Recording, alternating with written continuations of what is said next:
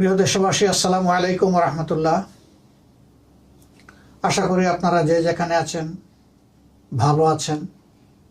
আমি আজকে একটি গুরুত্বপূর্ণ বিষয়ে আমাদের নৈতিক একটি দায়িত্বের ব্যাপারে আপনাদেরকে সম্পৃক্ত করার জন্য আপনাদের সামনে হাজির হয়েছি। বাংলাদেশ জামাত ইসলামী তার জন্মলগ্ন থেকেই সমাজের কল্যাণে নিজেদের সমস্ত যোগ্যতা এবং অভিজ্ঞতাকে নিয়োজিত করার চেষ্টা করেছে এবং সেই চেষ্টা বর্তমানে অব্যাহত আছে। এ মাসের 21 তারিখ সকাল 10টা 38 ঢাকা সহ দেশের বিভিন্ন জায়গায় প্রবল ভূমিকম্প অনুভূত হয়।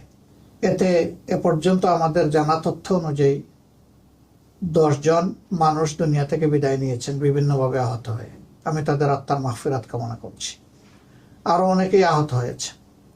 কিছু সংখ্যক ঘরবাড়ি হেলে পড়েছে, কিছু সংখ্যক ঘরবাড়ি হেলে না পড়লেও তার ক্ষতি হয়েছে, কোথাও ফাটল ধরেছে, আবার কোথাও কোথাও মানুষজন দারুণ ভূমিকম্প আতঙ্কের মধ্যে আছেন। এই অবস্থায় আমরা আবার লক্ষ্য করলাম যে 31 ঘন্টার ব্যবধানে দ্বিতীয় আর্থকুয়েক আবার জনগণ এদেশে অনুভব করলো, যেটাকে আফটার শক বলা হয়। আল্লাহ তাআলা ভালো জানেন, তবে আমরা আল্লাহ তাআলার কাছে এই কঠিন পরিস্থিতিতে তার একান্ত সাহায্য এবং রহমত আমরা প্রত্যাশা করছি। আল্লাহ যেন সম্ভাব্য বিপদ থেকে এই জাতিকে হেফাজত করেন এবং আমাদের গুনাহ খাতা মাফ করেন।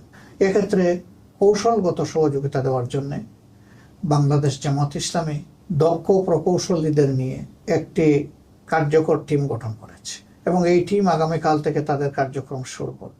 আপনাদের এই সংক্রান্ত যে কোনো প্রয়োজনে আপনারা যদি এই টিমকে অবহিত করেন, তারা আপনাদের দরবারে হাজির হয়ে যাবে এবং আপনাদেরকে পর্যাপ্ত ও প্রয়োজনীয় সহযোগিতা দেওয়ার চেষ্টা করবে।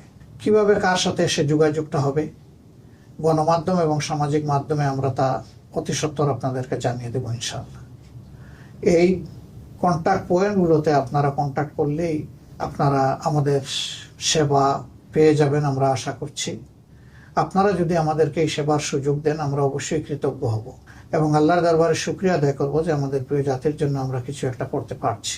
তা আপনাদের সকলের সুস্বাস্থ্য, নিরাপত্তা, কল্যাণ কামনা করে এবং আমাদের সেবা নেওয়ার আহ্বান জানিয়ে আজকের মতো এখানেই বিদায় নিচ্ছি। আসসালামু আলাইকুম রহমতুল্লাহ।